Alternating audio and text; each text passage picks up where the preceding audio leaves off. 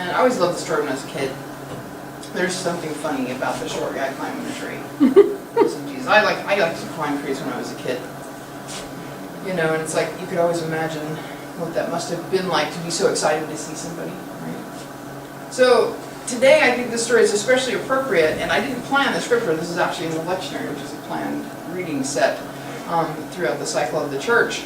But I think it's so appropriate because what's happening is Zacchaeus, who has climbed this tree, who is a tax collector, who is all those things he's not supposed to be. We talked last week about how he still likes the awareness, right? Jesus is coming along, is surrounded by these throngs of people, this crowd, so great that people are having a hard time even seeing him in the crowd. And yet as he comes up to this tree, he says, Zacchaeus, come down out of that tree. I'm having dinner at your house today. Now remember, Jesus doesn't know Zacchaeus yet, or Zacchaeus doesn't know that Jesus knows him, right? So we come and we celebrate this holiday tomorrow, and we can argue about whose it is and who stole it from the pagans, whatever, right? Because it's Halloween or All Hallows Saints Eve, depending on whether or not you pay attention to the Catholic background of that. But we all dress up, right? So, just so we have it on the camera, I'm the shepherd looking for my lost Jew, which I think that's what mine's about. But we do these funny things. We wear these costumes to be something that we're not. They have a chance to just be adventurous and playful and whatever. Or scary in some cases, right? But we don't just do that on Halloween, do we? We have masks that we wear all the time. And that mask can change depending on who we're talking to. It can be one that we share with our coworkers. This is who I am, or who I appear to be. This can be somebody that we share with our friends, and hopefully it's less guarded and more open and less of a mask that we share with our friends. We may have a particular mask that we wear with our family. I know I've noted for Curly, her voice actually changes when we're with her family in a particular way. It's very interesting. I don't know, I don't hang out with my family, so I don't know what mine is like. Except that I do know if I go home, I get my accent back from Oklahoma. Yes, you do. Right. But we all have those masks that we wear. And that is an attempt to preserve and protect ourselves from the world outside. And sometimes in trying to protect ourselves, we shut ourselves off. And we don't let people see who we really are behind those masks.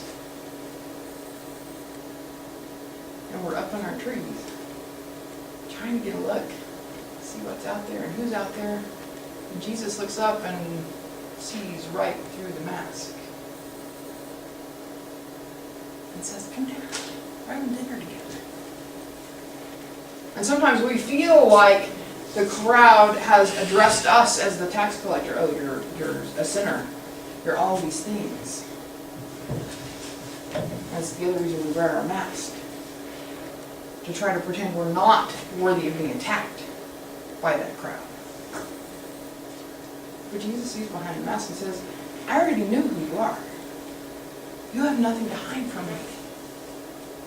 And I'm coming to your house not to condemn you, because you too are a child of Abraham. And the Son of Humanity didn't come to condemn you, but to hang out with you. To save you. Not in the the guy on the corner with the end of the world sign, save you. But to save you, sometimes from yourself, because I know I need that sometimes. But to save you from the things that the world tries to do to you. To save you from those accusations of sinner unworthy. To save you from the need to wear the mask. But there's a flip side to the story too. Because Zacchaeus has climbed this tree to try to get a look at Jesus. Who is Jesus? Who is this guy? What does he look like? What's he about? Zacchaeus has heard things, and he wants to know, are they true?